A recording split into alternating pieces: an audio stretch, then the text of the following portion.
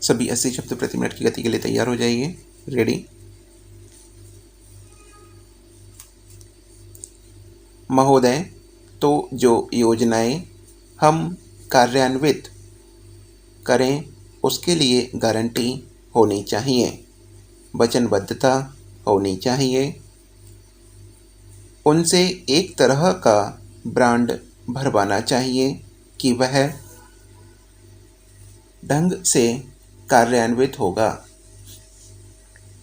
अभी कुछ समय पहले, 5-6 महीने पहले और आए दिन होता रहता है कि मुंबई के एक रत्नभूषण के व्यापारी ने शादी की, उस पर 20 करोड़ रुपया खर्च किया और सारा देश आश्चर्यचकित रह गया उस शादी पर, और समाचार पत्रों में उसके बारे में बहुत सी टिप्पणियाँ छपीं, पर कुछ दिन चर्चा होने के बाद वह सब समाप्त हो गया। सरकार की ओर से सादगी और बचत को बढ़ावा देने के उद्देश्य से भाषण, पुस्तिकाएं और योजना समय समय पर बराबर उद्घाटित होती रहती हैं, लेकिन वैभव विलासिता में जो डूबे हुए लोग हैं वे सरकार की नीतियों को चलने नहीं देते, और जो कुछ सरकार करना चाहती है उसे एक कान से सुनते हैं और दूसरे कान से निकाल देते हैं और अपने संपत्ति को बढ़ाने में लगे रहते हैं।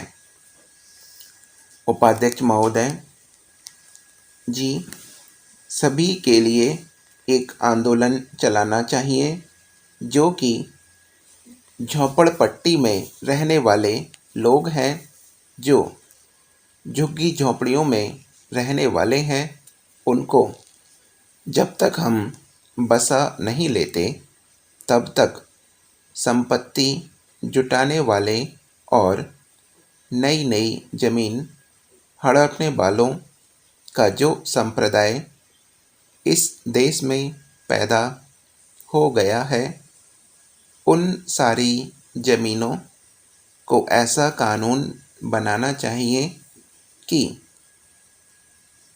ले करके गरीबी के लिए मकान बनाए जाएं, और इंदिरा आवास योजना के अंतर्गत बहुत से मकान बने भी हैं, लेकिन उनमें इतनी कम धनराशि सरकार ने निर्धारित की, और उसके बाद जो खाने पीने का धंधा है इंजीनियर्स का और ठेकेदारों का, उनके अंतर्गत इतने कमज़ोर मकान बनाए गए, और जब तक उन मकानों पर कब्जा नहीं कर पाए कि तब तक उन मकानों की दीवारें ढह गईं, उनकी छतें जाने लगीं और वह सब बेकार हो गया।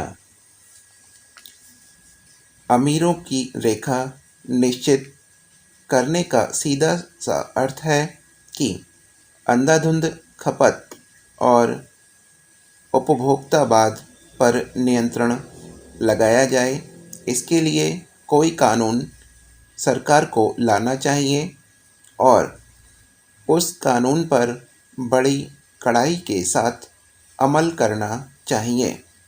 शादी ब्याह के खर्च आदि के बारे में एक विशेषज्ञों की समिति बिठाकर कोई सर्वमान्य मानक आदर्श और स्टैंडर्ड कानून का निर्धारण करना चाहिए। महोदय, भारत में प्रति व्यक्ति औसत आय जो है वह इतनी कम है कि अंतर्राष्ट्रीय मानक जो है वह $300 प्रति व्यक्ति के पड़ता है और $300 से जिस देश की प्रति व्यक्ति आय कम है वह देश गरीबी रेखा के नीचे जिंदा रहने वाला माना जाता है। साथ ही हमारे महानगरों में ज़मीन और संपत्ति के दाम इतने तेज़ी के साथ बढ़े हैं कि जो 100 रुपये गज की ज़मीन थी वह आज 15 वर्षों के बाद 20,000 रुपये गज है।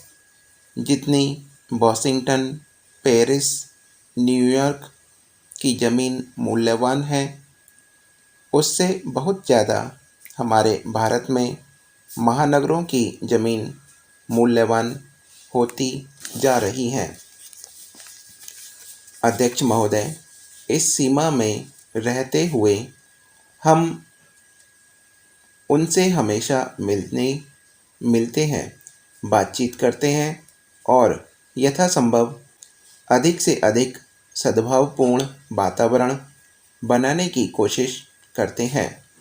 इसके बावजूद हम देखते हैं कि अखबारों में हमारे विरुद्ध यह आरोप लगते हुए खबर आदि छपती है।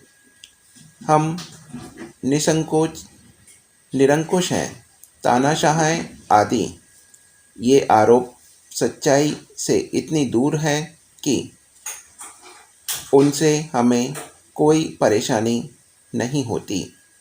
लेकिन जो चीज़ मुझे परेशान करती है वह यह है कि जब लोग इस बारे में सच्चाई की इतनी ज़्यादा उपेक्षा करते हैं तो हम कैसे आशा कर सकते हैं कि वे अन्य मामलों में सही मूल्य हमें दे सकते हैं जो अधिकांश समाचार पत्र या कुछ राजनीतिक दल इन शब्दों का प्रयोग करते हैं। उनका पिछले तमाम वर्षों में भारतीय या अंतर्राष्ट्रीय स्थिति का क्या आकलन रहा है। हम कह नहीं सकते कि उनका आकलन एक बार भी कभी ठीक रहा होगा, क्योंकि उनकी सोच हमेशा ही शासकों के प्रति ऐसी रही है, बल्कि इसलिए भी कि वे अपने विचारों और पूर्वाग्रहों के दायरे में ऐसे बंध गए हैं कि वे अपने रंगीन चश्मे उतारकर चीज़ों को सही रूप में देख ही नहीं पाते। मुख्यमंत्री जी ने अभी अभी शिमला सम्मेलन और वहाँ हुए समझौते की चर्चा की। स्वाभाविक है कि जब सरकार कोई निर्णय करती है या किसी विशेष नीति पर चलती है तो इसलिए कि सरकार सोच विचार के बाद अस्तित्व आश्वस्त होती है कि वह नीति देश के हित में है। अगर हमें यह ना लगता कि उस समझौते से देश के लिए कुछ भलाई होने वाली है तो हम उसे ना करते। अपने आप में वह समझौता एक शुरुआत से ज़्यादा कुछ नहीं है। भारत की समग्रता में समस्या इतनी विकराल है कि हम जो भी करें, जो भी कदम उठाएं, वह एक आरंभ ही हो गया है। समझौते का आकलन करते हुए हम देखना होगा कि हम भविष्य में क्या चाहते हैं, टकराव की नीति या शांति की, क्योंकि भारत की नीति हमेशा ही शांति की नीति रही है। हमने किसी और देश के खिलाफ आक्रामक कार्रवाई नहीं की और जब पाकिस्तान ने हम पर हमला किया तो भी मैंने बहुत साफ शब्दों में कहा था कि हम पाकिस्तान की एक एक इंच ज़मीन भी नहीं हथियाना चाहते। हमारे पास अपना ही यथेष्ट ज़मीन है, हमारी अपनी ही जनसंख्या काफ़ी है, हमारी अपनी ही पर्याप्त समस्या है।